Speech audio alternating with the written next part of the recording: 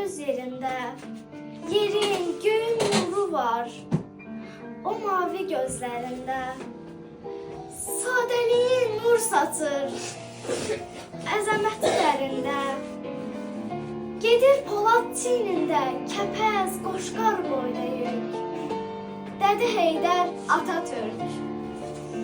Dərin mavi gözləri, sakit yanan od, ocaq. Alovunda satqınlar, yanacaq kül olacaq.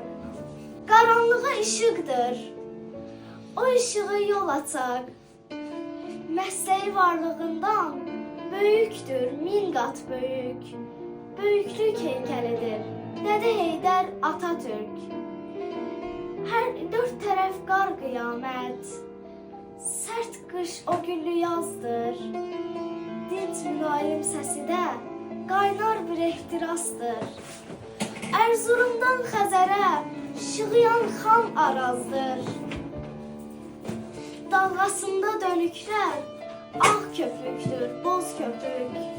Dalğalanır nəhir tək, Dədə Heydər Atatürk.